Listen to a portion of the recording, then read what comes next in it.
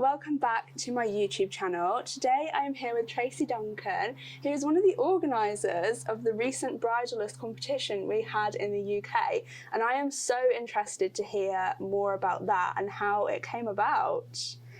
So my lovely friend Mia Rodley, I have known her for a very long time. I taught her when she was first growing up into the horsemanship world, and she has just gone from strength to strength. And she came up with it because she was like, we're not allowed to go and do it. She's found a couple of venues, but she's been mostly rejected by the other ones she's approached. She was like, well, I'll put it on myself then. Yes. So, yes, when I knew she was doing it, I offered to help because it's a lot of work. And so, there's first one in the UK. Yes, first UK proper bridleless competition. Because you were saying earlier they had them in Europe. Yes, there's one in Poland and possibly somewhere else that I think, but first of its kind in the UK. In the UK, you guys really made history.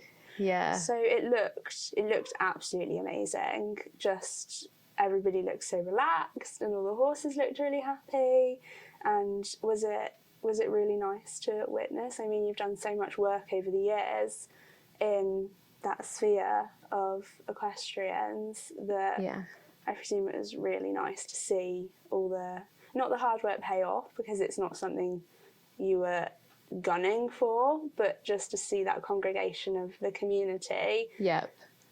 I actually feel like it really helped, it made me fall back in love with competing, because I'd definitely fallen out of love with competing a little bit. And it was a truly, truly special day, and just had such a magical feel of just so many happy horses that it set a really, really high bar of this is how happy horses can be competing. Yeah. So warming up, everybody had their bridles on for safety and insurance, but they were riding on the buckle. And it was it a relaxed warm-up arena? They can be. Yeah, warm-ups can be chaos, can't they? That's what was just so nice about it. Because if you're going to take your bridle off, you cannot have a tense horse. It was really relaxed in the warm-up. All the horses were happy and chilled. It was lovely. It was so calm. Yeah. Because you're not going to be able to take your bridle off if you've got horses that are stressed. Yeah, absolutely. So it was a very, very calm warm-up, which was lovely. Gosh. And then people, so they came out of the warm-up one by one, and when they were in the arena where they were competing, they were allowed to take their bridle off? Yes, so insurance reasons, it was one horse only at a time. So we had a bit of a system of making sure we got the reins back on reasonably smoothly as someone finished, to allow the next rider in to be able to take theirs off. The other things that we implemented that's slightly different, we wanted to run it as close as possible to conventional, traditional competition, with the view of just sort of showcasing that it's possible. But we added in, there was an arena walk first thing in the morning, and then every rider had a few minutes before the bell would ring, before their test or round would start. So again, the horse just had a little bit longer than 45 seconds to acclimatise. Because it can be so stressful coming out of a busy warm-up into an arena. You have to go straight into your test. And I think we were saying that actually that should be something that's in every competition. Yeah, wouldn't it be nice? Yeah, it adds time. However, it just creates a nicer experience for everyone involved. And the judges get to see more relaxed tests. Yes, So which was it's a win-win. Which was hugely commented on actually we had a dressage judge who judges normal, very high level dressage very often, and we had a relationships judge. Yeah, that I found really, really interesting. So what was their job at the competition? So for the dressage, we had one at C and then one at B. The relationships coach was at the side. So we still had it, not like you normally would traditionally, that our British dressage judge was at the end as you trotted down the centre line. She marked it as she would normally, and then our relationships judge was marking based on relationships. So she was looking for behaviour, pain signals, relaxation signals, stress signals, things like if things didn't go to plan, how was it cared for? So just because you mess up a transition, it doesn't mean that you just messed up that bit of the test. Yes. You have the score and then the relationship. And then that would be combined. So Tay broke gait in one of our canters, and obviously from the British dressage judge, I got, I think, a 3 or a 4, but actually from the relationships judge, I got a 9, because from her perspective, she wrote, really liked how you didn't rush back to get to canter, which normally, like, people are like, oh God, I've got to get back into canter. I didn't see that. Yeah. Whereas I was able to, like, give her a stroke, rebalance, ask again, and her not get tight. Yeah. So you are rewarded for taking care of your horse, how they feel in that moment, and then it's combined. So it promotes more of a relationship over the aesthetics of competing, which is so important. And I think it's also really important to say that actually a lot of your competitors they compete with bridles as well to a high level. So it's not exclusive. Absolutely space. not. It's very inclusive. We, want to welcome anyone. It's really not a them and us. Yeah, it's not we don't ride with bridles. It's not that we think bits are awful or anything. It's a really special thing to do. That like you, from a sort of feeling of experiencing with your horse those moments of like pure harmony together. It is beautiful, but I'm sure that some of the top dressage riders will experience that pure joy and harmony with a double bridle on. It's not about the equipment, it's about the connection. And having no bridle forces you to obviously put the work in, but then have that connection. Any corners that have been cut show up. You can't hide it without a bridle. So do you envisage more competitions in the future, or is this a one-off? No, the committee is busy working behind the scenes right now. We have saved the date. 15th of November at Bury Farm is our next competition this year. Very exciting. It's just one day. Next year, we are just waiting for some venues to definitely confirm. Now they've seen it, I imagine they're much more open to the possibility of having one at lots of different venues. Yes, and we do want to, we're looking at venues around the UK, so it's not just south. And we're going to do it over 2 days, so that because the way we're doing with more acclimatisation, it does take longer. We can't have as many riders as you'd normally have in a day. So we're going to spread it over 2 days. That would be so nice. You'll have that kind of camp community there, and you'll get everyone with their horse boxes and their tents, just having a really nice time. I imagine a lot of people will make friends there, which would be lovely within the community. Yeah, it's such a supportive bunch. So more to come. Definitely more to come. On the competition front. We hope it will be kind of quarterly with the championship is our goal.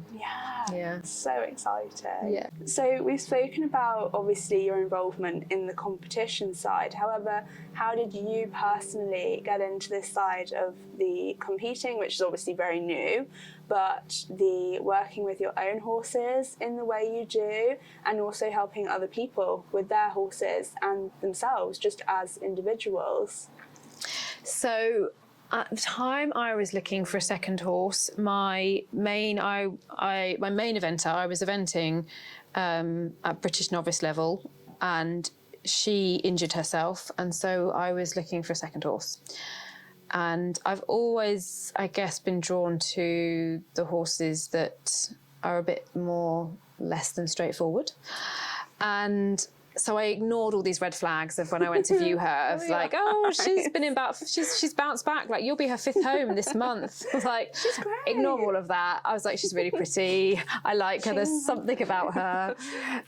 So she came home, which it was really evident from the get-go.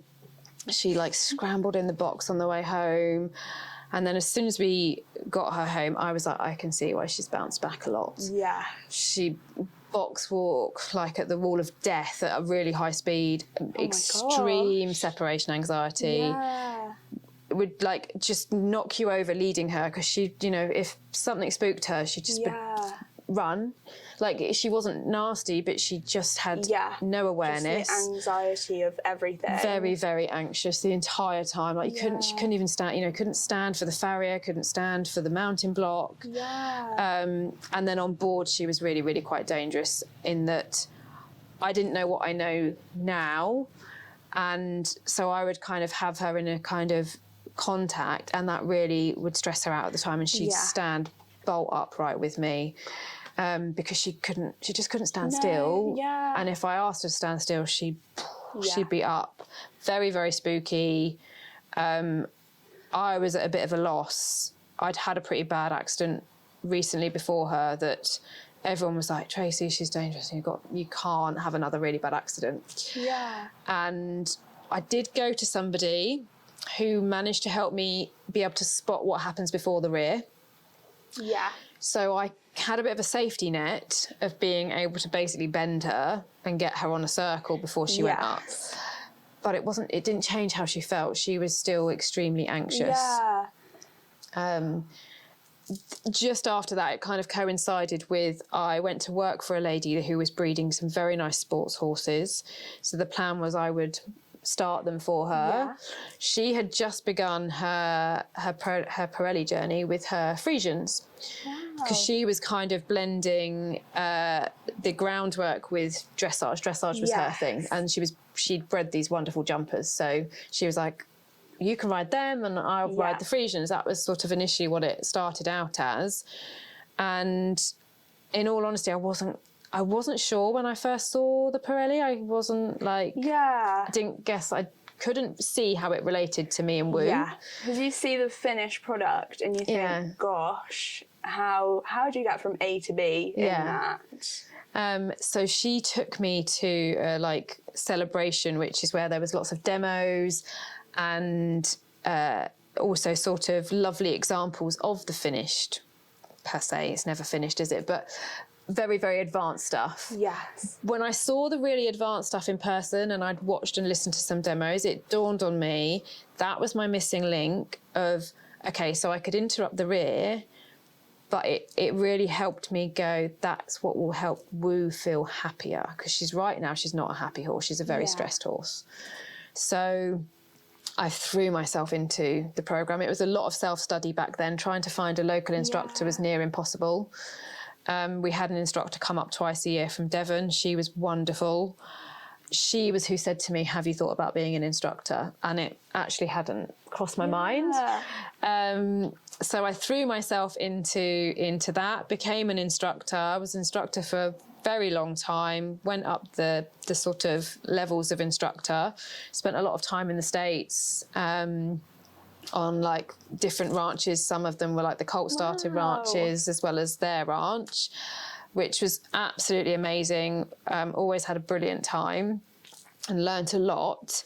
But like a lot of things, as we kind of grow, I guess I got kind of curious and I was starting to ask questions of I'm not sure that aligns with me. It wasn't not all of it sat right for me to stay under their name.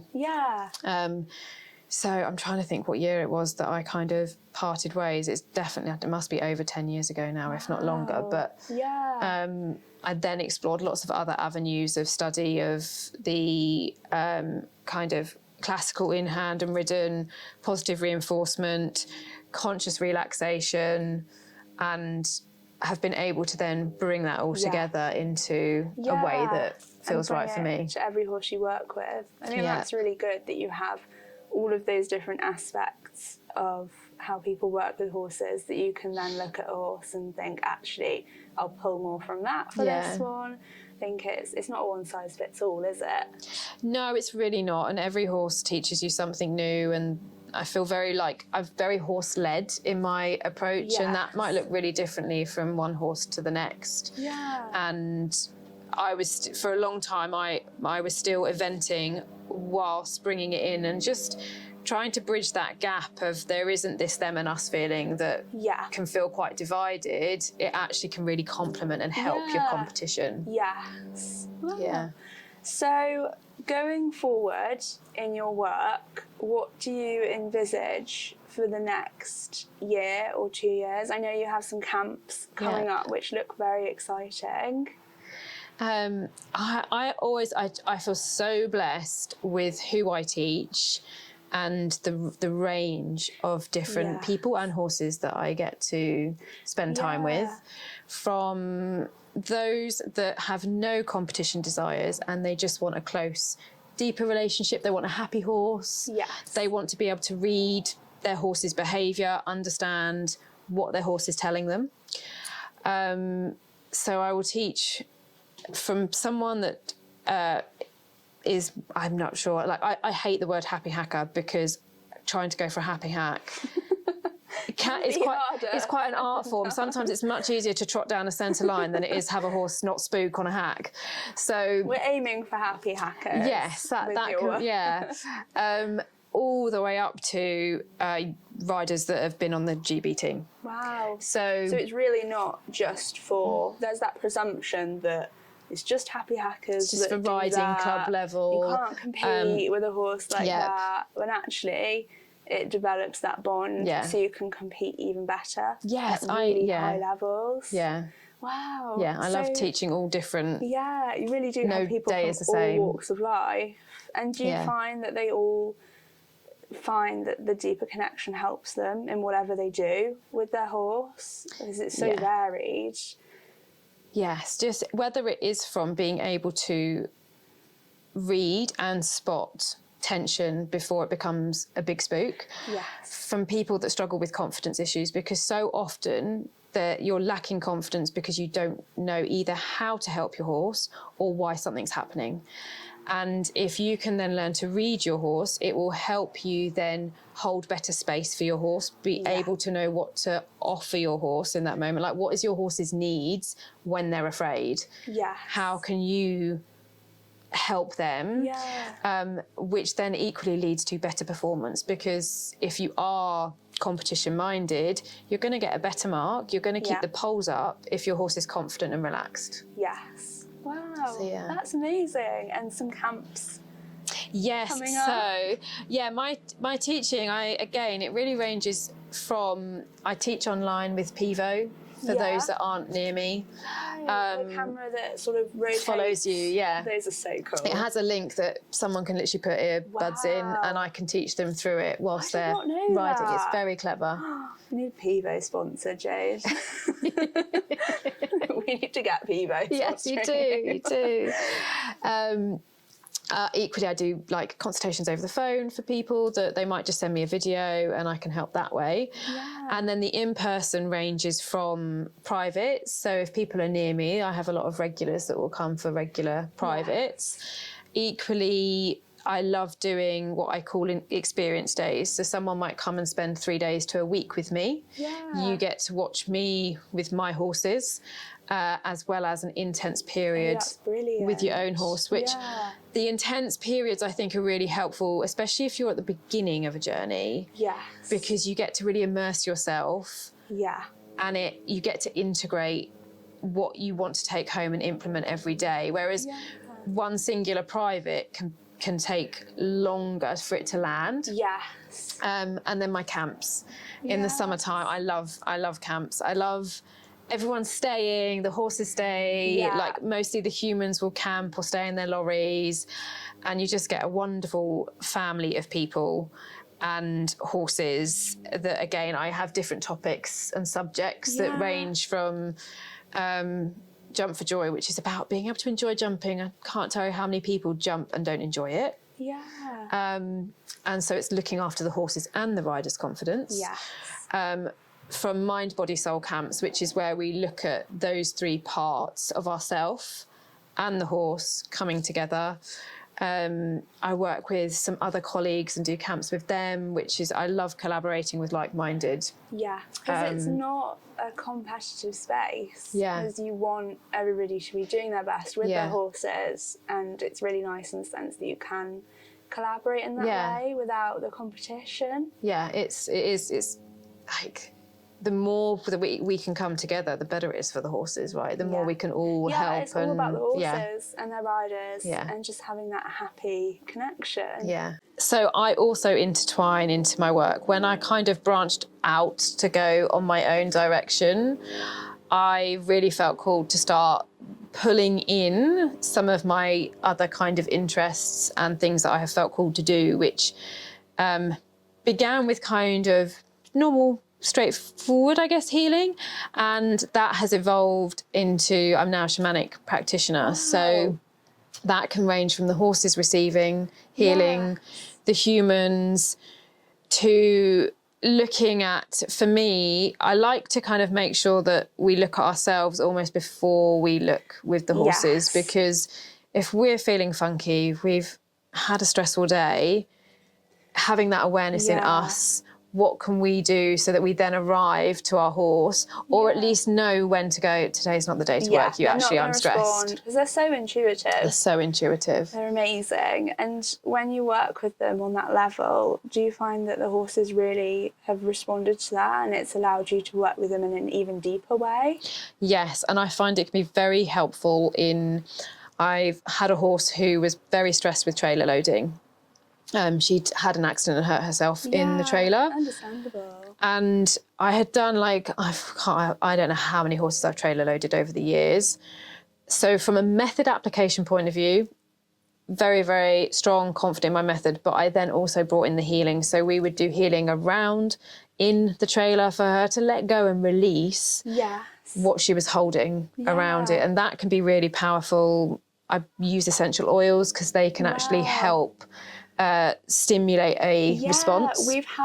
We have someone near us, also called Tracy, who has done some work with Bugsy. Cool. I don't think she's shamanic, but she had the essential oils. Yes. And it was so interesting to see how he responded to certain ones. So powerful. Yeah, it was amazing. Yeah. So oils, I incorporate that in some of my work, and meditation, and it's kind of like a whole package of us and them, and even in our bodies, in the sense of your in-hand work. If you're slumped and then you're saying to your horse, can you lift your shoulders, we need to release what we're holding in our shoulders and have that awareness in us to go, actually, I need to be here if I'm asking my horse to be here, and if I'm asking my horse to be open and soft and vulnerable, what's my relationship with myself like in those areas? And you've got to open yourself up too. Yeah. That's so interesting. It's amazing to hear how you have all of the aspects working together in a really complete way, focusing on everything from the person to the horse to what's going on underneath. It's amazing. Thank you. Where can people find you if they would like to work with you, come on a camp with you, maybe even enter one of the next competitions? Yes, please do. So my website is tracyduncan.co.uk. I also am on Instagram, which is tct.the horse medicine way, and then on Facebook, just Tracy Duncan. I'm not very active on my business page on Facebook. I tend to put it on my main page. My how to contact me is on the website. You can just press the button, it will give you the link to WhatsApp me, and drop me a WhatsApp to reach out. Super. Amazing. Well, thank you so much for chatting today and telling me all about the work you do and the amazing competition and where it's all going in the future. It's been so interesting, and for me personally, it has really opened my eyes even more to what is possible with a horse. So thank you so much. Pleasure. Thank you for having me.